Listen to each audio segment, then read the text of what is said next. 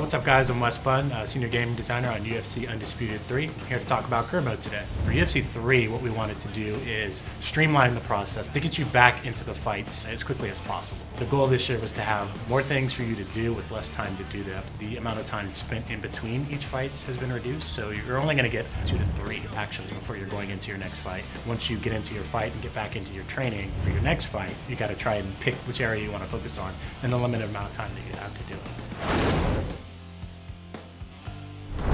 For UFC 3, we wanted to actually tie you more into the brand, into the world and culture of MMA. So all the cutscenes that we've had in the past, they're all gone. This year, we included tons of real-life footage with some of today's top UFC fighters. We call this feature the Career Live Movies feature. So when you're going through career mode and, say, for example, you get your first professional win, after the fight, you'll get a short little video with some UFC fighters talking about what it was like when they got their first win, your first loss, your first title shot, the first time you were training. And there's also tons of variations of these videos, so it won't be the same each time you play through. Every training game that you do in UFC 3 actually uses the gameplay mechanics. Some of the trainers did help us come up with ideas for some of the training games, like the tire flip, and we also have another drill where you're working on takedown defense by sprawling on walls that are rolled at you. It's something that the fighters actually do, and it's something that we can put in as a training game to help you practice your takedown using the actual game mechanics. We made some changes to the way that the WFA works this year. People were asking for longer time in those developmental leagues to grow your fighter before jumping into the UFC. It's up to you when you want to leave the WFA. You're no longer forced out of the WFA and into the UFC. When you win the WFA title, you have the option to defend it. The more that you defend your title, the higher your stake rises, and that will boost your starting position in the UFC.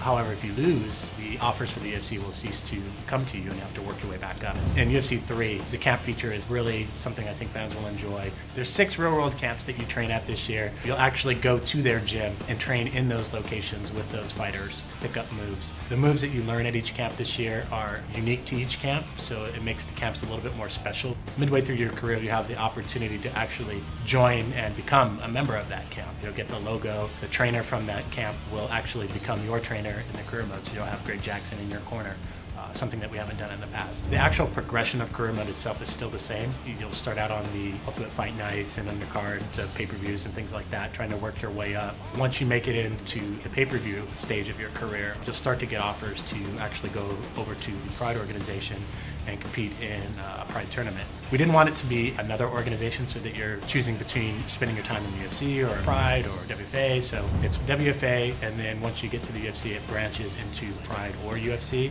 but you'll always come back to the UFC. Man, that was a brutal punch!